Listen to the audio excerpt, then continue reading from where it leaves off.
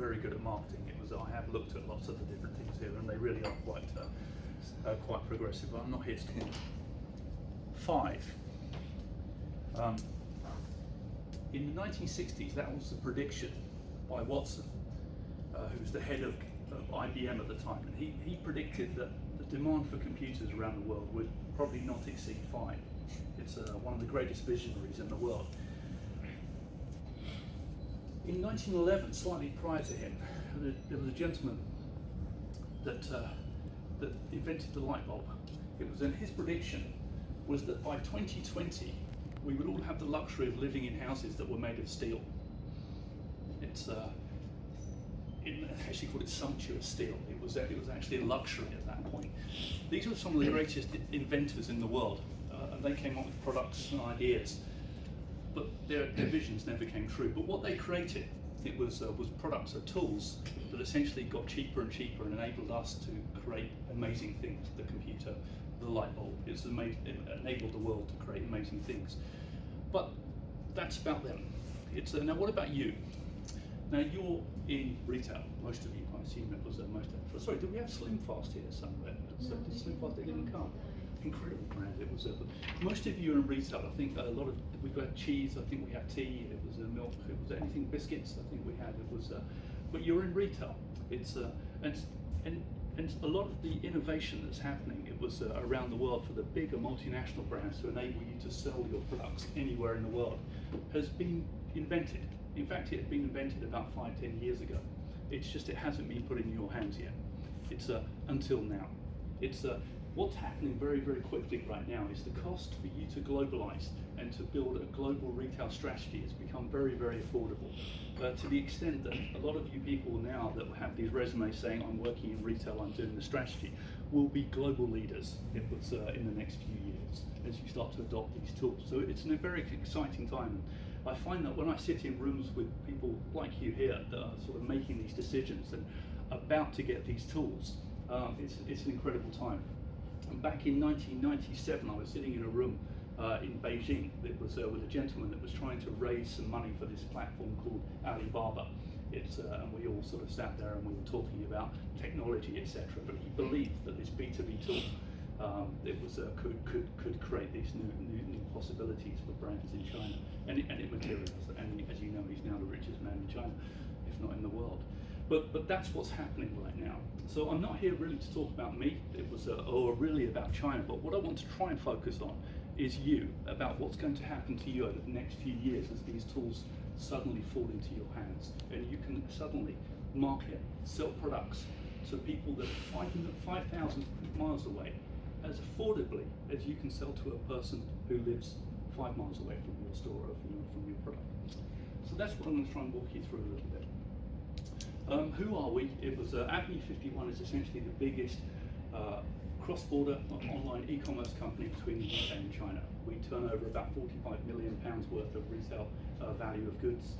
So Chinese shoppers in China are buying about £45 million worth of consumer goods from the UK, and we enable everything. We do everything completely.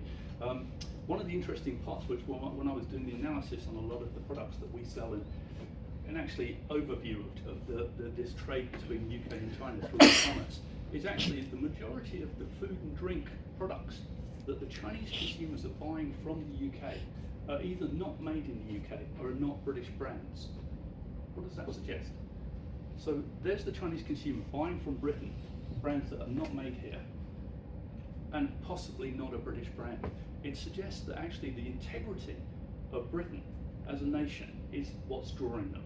And it's one of the things that when we're working with British brands we find as an advantage. And you as a Brit sitting here in the UK think, well, I'm just British, it's not a huge advantage. It is, it's massively huge. It's not everything, but it's something that you can really leverage, and it's something that you already have as a tool. It's there sitting in front of you. And something that we find, particularly when we're working with brands like Waitrose, who have been an extraordinary case study for us. Around about less than 2 to 3 years, their revenues have gone, if you look at their data online, just online shopping data, they're around about 10 to 12 million pounds retail revenue, and they still don't have a person in China. In fact, I don't think they even have a Chinese person assigned to the China market in the UK yet. it's extraordinary what they've managed to achieve with these tools without massive investment in infrastructure and marketing, etc. in China. They've just leveraged the technology and they've become thought leaders on it. So what I'm saying to you is you're sitting here right now and you're possible of so much more than you ever believe. I think that was from Winnie the Pooh, wasn't it? But anyway, that's what I'm going to walk you through. Now, this is what used to happen. It was back in Edison's day, was that you had a distributor, and it's a very classic model. It's so most of you will think, I'm going to China, I need a distributor, and I want to stop you right there because that's innovation lets you do more than that. It's like saying, I need to have a car, it must have petrol. And you know you don't do that anymore. You would consider an electronic version. So when we were looking at what was going on with a lot of the brands, and you'll have this same challenge as well, is when you're starting to look at a distributor in China, you have there's a few major problems that came up, and I think some of our colleagues mentioned it. It was firstly is that when you get orders from a distributor, it suddenly comes and then you don't know when the order is going to happen again, so it plays havoc with your production. A lot of the other things are quite good. No visibility, and I think Adam touched on this quite a lot. You have no visibility or control over who's selling your product in mainland China, and you don't want that because the greatest asset that you have in your company is not your product, it's your brand. And you never give that away. And that's what you can move to now. You don't have to do that, and that's what will make you great. That's what will make your resume great. Is that actually you didn't just go to China and hand over your brand and say somebody else can take care of it. You took care of it and you built it. And so that's exactly what the distributor model offered, was that you sell me the product, I'll pay you, and it disappears into China. That doesn't have to happen anymore. And more importantly, as Adam touched on, is this ability to control what the market's talking about you, how they're talking about you, how they're representing your brand. You have no control over that typically with a distributor. They don't want to give it to you. And so these are the things that needed to go away, and they have. They already have moved, and it's called cross-border anymore. So if anybody says to you, we're looking for a distributor, again, petrol car concept, you can move to this right now. And this is the way that you really should be thinking, is all of the problems go away, pretty much so. Your volumes of products that you're selling, you're getting more regular orders coming in medium size, so you're not getting big. You deliver the stock to the UK, so the way the cross-border works is that you don't have to take care of the logistics. You sit there in the same way as Waitrose does, and you deliver it to a fulfillment centre in London. We set up this infrastructure, and in fact, any cross-border company that's similar to us would do the same to you. So you move the stock to the fulfillment centre in London, that's it, okay? It's you get a very good settlement price, so you don't have to have terrible price. Just to give you an understanding of how it works, typically with a cross-border sort of strategy, is that you would be selling, you would accept around about 50% of your UK RRP price. That's how much you would get paid for every transaction that happens in the UK. So if the price of your product is £3 in the UK, every time it's sold in China, you would most probably receive around about £1.50. That's typical for a cross-border sort of strategy. The other 50%, 25% is normally used for shipping and tax, clearing customs, etc., and maybe a 2 to 3% commission for the cross-border company. And the other 25% normally goes to the online retailer who actually made the sale, the transaction for you. So that's typically how it goes. Your investment typically is quite low. So when we're working with brands, there's a brand that we're quite famous for working with, which is called This Works. It's a sleep spray, and when we took it on, it was very, I think a few thousand in China. And I think if you look at the online retail sales data right now, it's around about 8 to 10 million pounds retail sale in mainland China. It's one of the biggest markets in the world. A small company in Wimbledon, which is sort of a good example of a British brand that's done well out there through this particular strategy. But their investment hasn't been massive. In fact, for them every new customer that they've acquired in China, including fulfillment, has cost the same or less than acquiring a customer in the UK. So this is how technology has enabled you to become much faster, much more robust, and take no more risk with a customer 5,000 miles away than you do with a customer 5 miles away. And this is the last time, is the exclusivity. Typically, when you're working with a cross-border partner, they don't ask for 3-year exclusivity. A distributor will. A distributor will say, well, let me take your product and I want to own it for the next 2 to 3 years. Normally with this, you would normally give around about 2 to 3 months exclusivity, which is perfectly fine. You terminate the contract and retain you can do whatever you want with the brand in China. So this is how things have evolved. It was in the last 2 to 3 years. The steps have been massive. This is just to give you an idea. Around about 2015, the cost for you to operate with your brand in China, a retail strategy, was around about £90,000 a year for you to set up the operations, the logistics, etc. The cost this year is about £13,000, which I was just at the last event. I was told that was the same as the price of a small shop on a high street in Grimsby. So there you have the choice. You can have a small shop on High Street in Grimsby, or you can have a complete China retail strategy. That's where technology is taking you now, and the automation of these services. Is there going to continue to demand? I don't need to touch that because the demand for Chinese consumers for goods from the UK is continuing to expand. So here I'm going to show you how it works, the mechanics specifically of how you would be operating if you decide to go forward with a cross-border strategy. It was to accept market share. So the first step that you would take, it was with any provider, if you're working with a cross-border partner, is that they would ask you for your stock list, your complete SKU list, including your settlement price, which would typically about 50% of whatever your UK RRP is. Don't assume, as Adam said, don't assume you know which product will sell.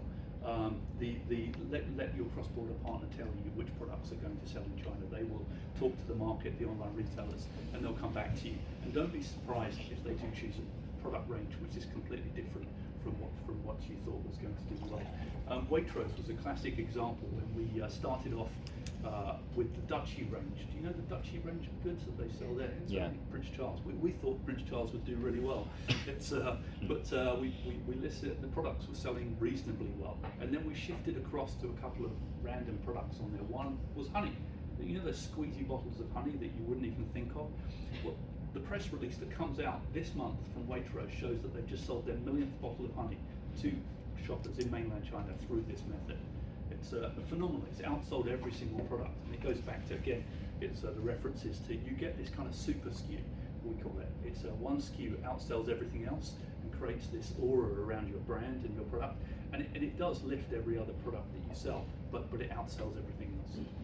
So you send your stock list to your cross-border partner, and they would edit it for the Chinese market. They would strip it down to the ones that they felt were relevant to the market there. And then the stock gets moved into a fulfillment center. So the one thing you have to consider is that fulfillment center is your new fulfillment center. So if you are selling milk powder, biscuits, cheese, etc., that will be going into your new fulfillment center, which is typically in Heathrow Airport or London for us. But you have a new fulfillment center, and most of the cross-border companies will not charge you for that. It's not like Amazon where they say every product goes in there. That's completely free. It's completely bundled in there.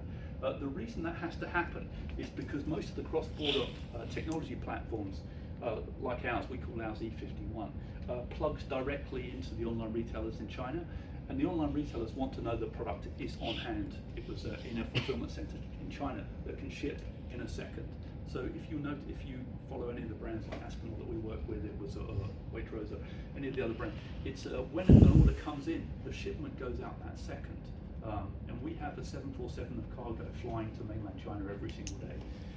So that's the kind of sense of urgency that needs to be done. So trying to keep that stock in your own fulfillment centre somewhere in Manchester delays the actual transition time. It was what we call the customer experience.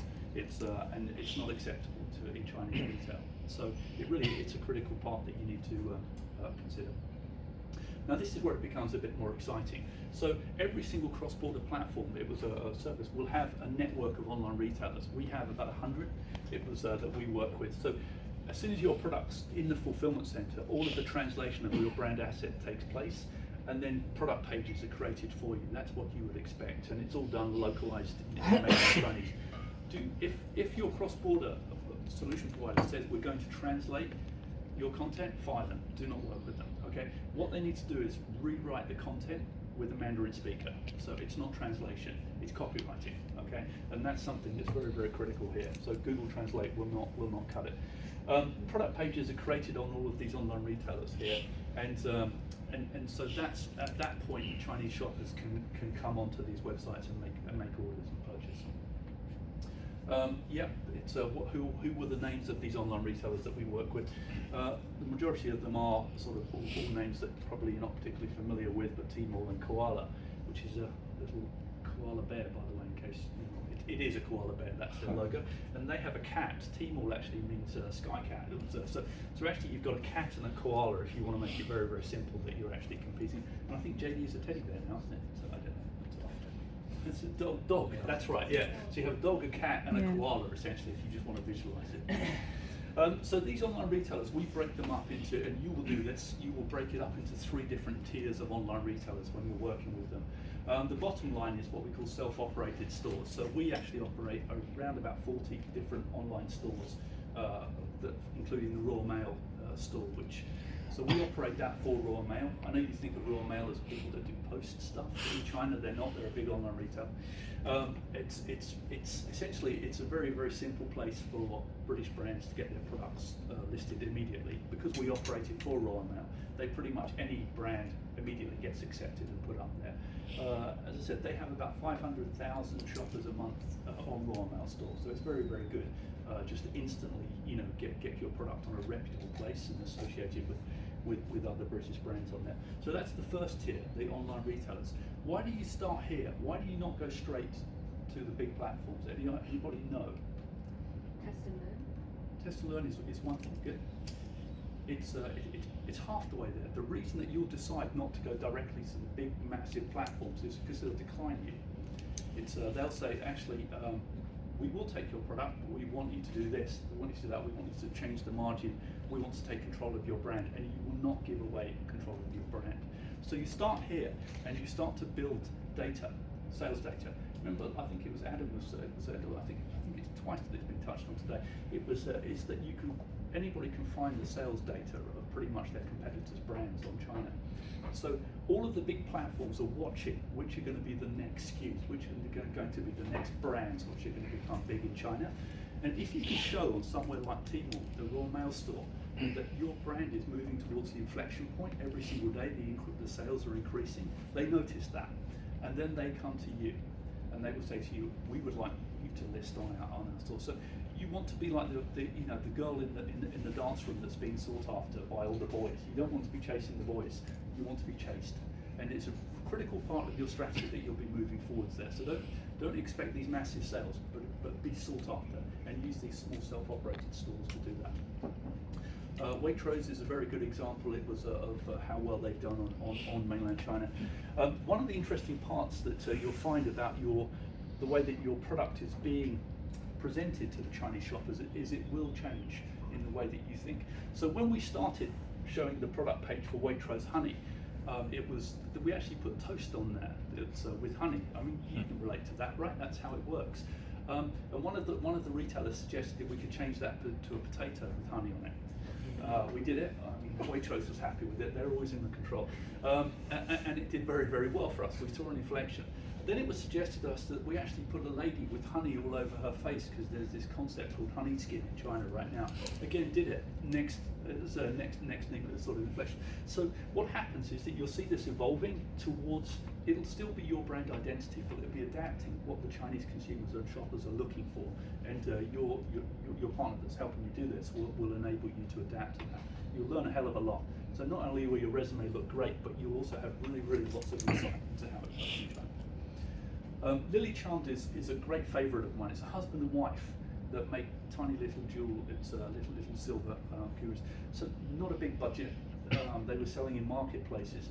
They were on Royal Mail. They were suddenly got caught up. People loved their products, and it sells. I don't know what their turnover is, but if you just look at the indication of the numbers that they're selling there, it indicates it's around about £300,000 to £400,000 a year retail turnover for them, which is extraordinary considering it's 2 people. They just hired their 3rd employee.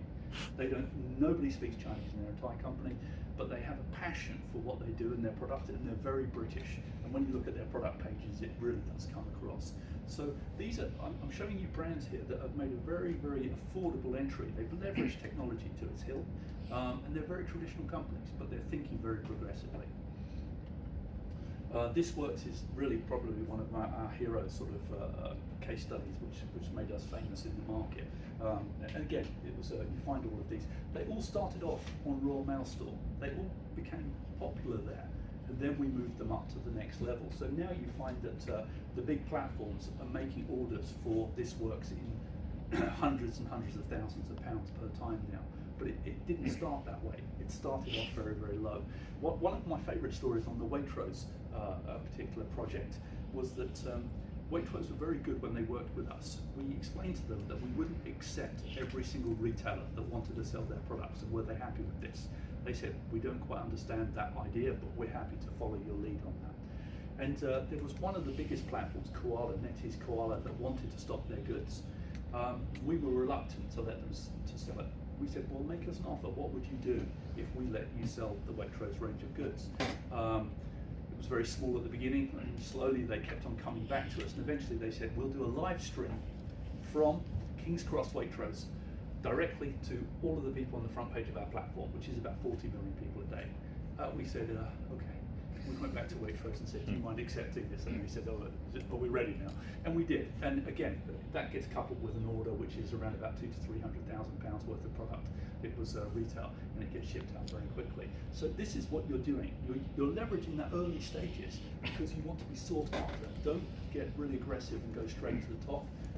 Get yourself sought after. It really is the most successful way to do it. So once you've worked with sort of your own cross-border platform, their own self-operated stores, that's when you move up to what we call retailer-operated stores. So these are retailers like Mia.com that are using the platforms to essentially create their own shops. So it's an equivalent of, I don't know, eBay shop. Yeah, equivalent or an Amazon shop. Yeah, exactly. Yeah. It's very, very much that. So the cross-border company does not operate these stores. It's a third party. So you're moving outside of the sort of the control zone now. But these are the people that would be the next ones that you want to work with. At this point, you haven't opened up a flagship store at any of your own stores. Why? Why wouldn't you open up a flagship store in China at that point and control the market yourself? The reason is because you want to leverage all of their resources first. If you look at examples like Ella's Kitchen, they were very slow to set up a flagship store, although they're iconic in China right now. But at the first, they used a lot of they worked with all of the retailers that were operating on the platforms to let them to sell to their customers to create demand. And it was only at the final stage did they decide to open up their own store and essentially cannibalize all of this business. But they really leveraged all of the resources that were out there, a very efficient way to work. So you're moving up the chain to the second tier at this stage. Again, it's not difficult for you to do. You can operate this all through, essentially through the platform. And then the third bit, this is the ultimate goal, is that essentially the 4 or 5 biggest platforms in China, which include the Tmall's, it was the NetEase Koalas, come to you and say, can we buy direct? Now, because you've got so much leverage over what happens, because you know that there's demand for your product, when they do come to you and say, well, we're going to set the price, you can actually say no, because you don't need them as much. You have power over the brand, and you're sitting here in England controlling what's going on in China. You have the 100% control. If you have investors, they love you for this because you haven't given away your brand in return for market access. So this is the final part that you'll get to, and you will get to it. It's just how long it takes to get there. So this essentially will be the framework that you will work by. It was that if you're using a proven way to actually go through China. And again, at this point, you still haven't even set up anybody in China. You may have hired your first Chinese person to work for you in China, in the UK, maybe not. As I said, Waitrose right now still isn't at that stage. They don't need it. It's that they've managed to work with their cross-border partner to enable all of this to happen. And we are their cross-border partner. So there you have it. You have all of the online retail working, etc. The influencer part, which we're no experts in, but the influencers are around you. And in the UK, you do have a small advantage, is that in the UK there's around about 80,000 influencers that are Chinese students or Chinese nationals that are living here that are blogging about British culture. We work with one very, very closely, which is, his name is here in the UK. He was an engineering student, and he started taking pictures at the front of the Daily Mail just for fun and posting it on his blog and saying, look, in Britain, This is what happens. You know, if you think of Britain as Sherlock Holmes and all of this sort of thing, but actually this is what they do. They have fights in bars and all this kind of crazy stuff. And he created this following. He was all talking in Chinese about what was going on, and now he has about 7 million followers. And if you ask him to post about a British product and experience it, you'll be very, very delighted by the response that he gets, to the extent that he actually is a retailer also now. So he has his own posting. He's an influencer with his own store online, so he can actually sell your product at the same time. So the influencers are a critical part, because it's essentially getting more and more people to go to your online retail pages. Here's an example of, I searched two product categories, and this is the sort of thing that you have to get done, and your cross-border partner will do this for you. Here's the search for Waitrose if you went onto Redbook, for example, which is one of the social e-commerce platforms. There would be thousands of posts, people talking about Redbook, because Chinese people reference these kind of places to make a decision. They won't just go to the store, they'll say, well, what are other people talking about it? And here's an example of a brand which is quite a famous brand in England called Nuns. If you went to an e-commerce store in China and saw the brand for the first time, and then went onto Redbook just to see if anybody else what they thought of the brand, the actual number of posts was very, very small, so you wouldn't think it was a very popular brand. So this is the kind of support that's emerged. And again, your cross-border e-commerce partner will take care of all of this for you. But these are sort of critical parts that need to happen. And we actually call this, whenever we start to work with a brand, and you should ask your cross-border partner to do this, is create what we call a map, a China map. And MAP stands for Major Applications and Platforms.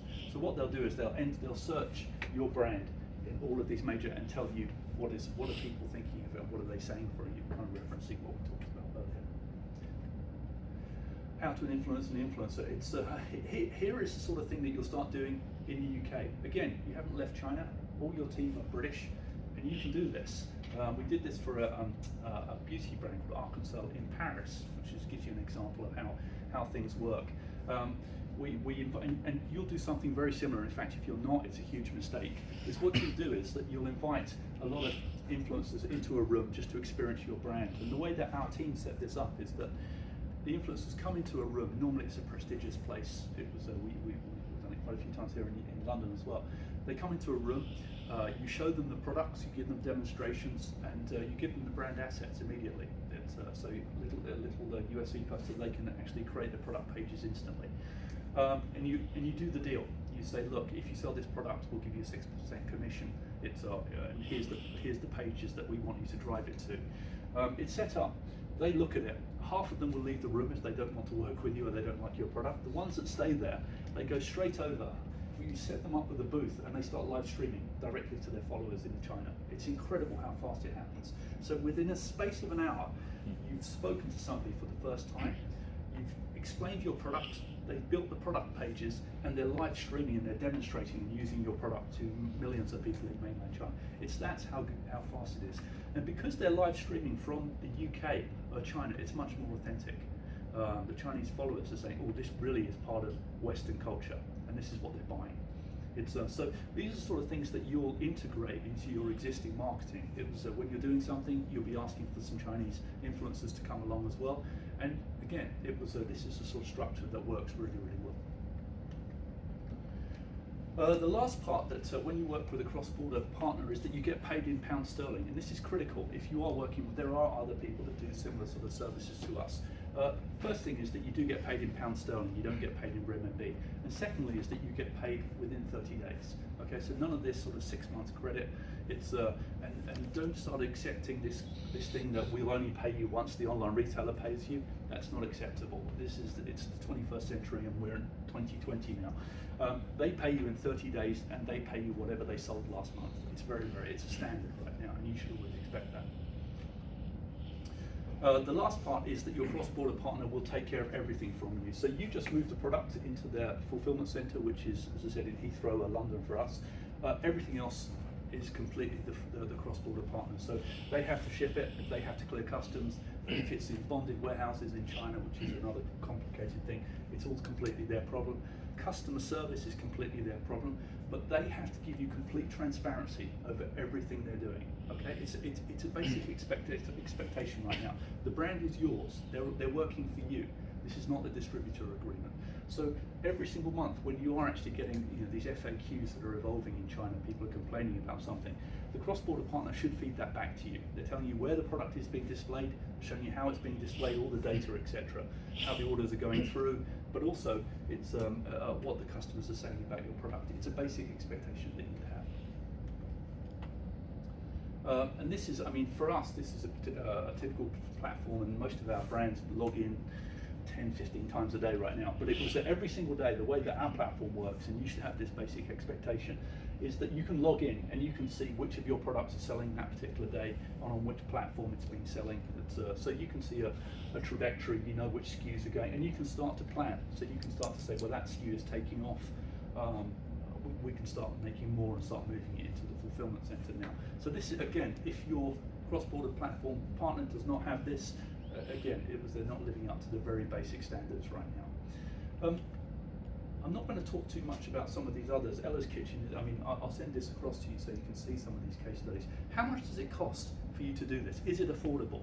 It's now, I'll explain to you. It was for a brand with most brands when they work with a cross-border company would probably start with around about 5 to 10 SKUs. So you don't get your entire range on there. It would normally be about 5 to 10 SKUs. And typically you would be paying them around about £200 per SKU. That's it. So that's your cost. So for £1,000 a month, you should have a complete running e-commerce operation, online retail operation in mainland China, completely operating for you. That's it. It's no longer hundreds of thousands of pounds. If they charge you a £50,000 setup fee, again, walk away from them. This is the basic standard right now. It's the computer that's gone from 5 people in the world to, I think it's 20 million people who are using computer, 200 million people using computer. It's because it's more affordable now to do that. And this technology and all of these services do exist, and that's the sort of basic framework that you should have. I can send you all over all of these case studies. Some of them are quite recommended. So, well, I hope I've sort of given you some inspiration, and I do. Hope I get to meet the next Jack Ma, because I'm sure you'll be in the room here somewhere. I just don't know which one it is. I didn't know then, by the way. He was a squeaky little thing that no one paid attention to. But I do now. Okay, thank you. Thank you so much, and apologies, we've overrun our time.